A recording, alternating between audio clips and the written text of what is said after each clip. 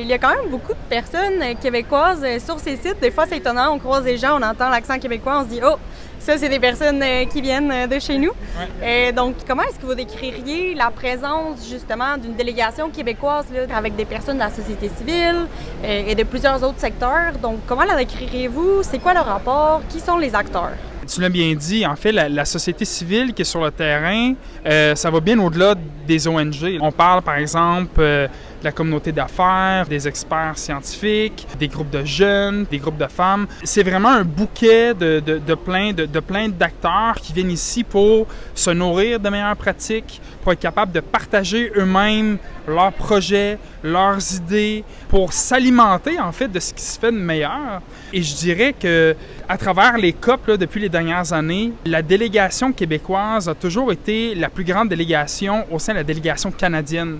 Les Québécois, les Québécoises, on est surreprésentés dans la délégation canadienne. Pourquoi? Parce qu'on croit en le système onusien, on croit au COP, mais c'est aussi parce qu'on joue des rôles de premier plan. Que ce soit, par exemple, dans les négociations, on a des acteurs québécois qui participent directement aux négociations, par exemple, sur la transition juste. On a des acteurs qui organisent des événements sur la finance durable, la protection de la biodiversité, la nécessaire adaptation au changement climatique. On a aussi certains acteurs qui font avancer des discussions qui sont très importantes sur les causes sous-jacentes de la perte de biodiversité et de la crise climatique. En plus des personnes ici présentes à la COP qui viennent du Québec, il y a énormément de personnes au Québec qui sont là-bas, qui ne sont pas ici, mais qui se soucient tout de même énormément des questions environnementales, climatiques, de biodiversité.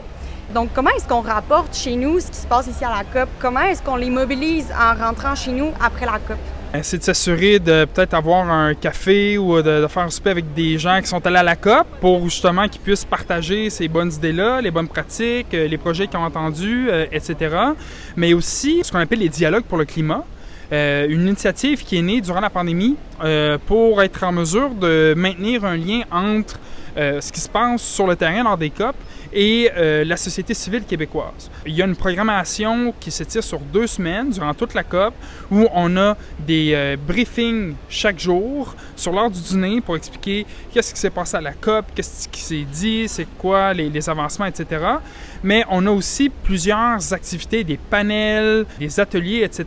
pour justement parler de la lutte au changement climatique, de parler des différents projets qu'on peut mettre de l'avant, etc.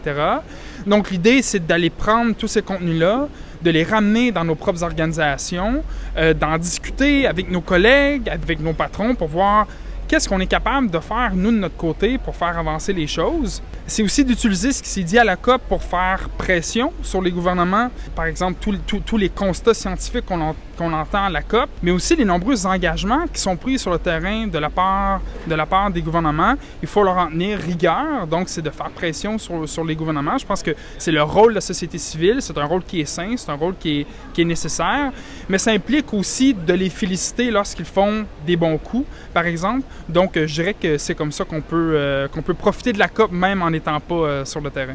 Bien, merci beaucoup, puis c'est certain qu'on va ramener tout ça aux personnes au Québec. Avec plaisir.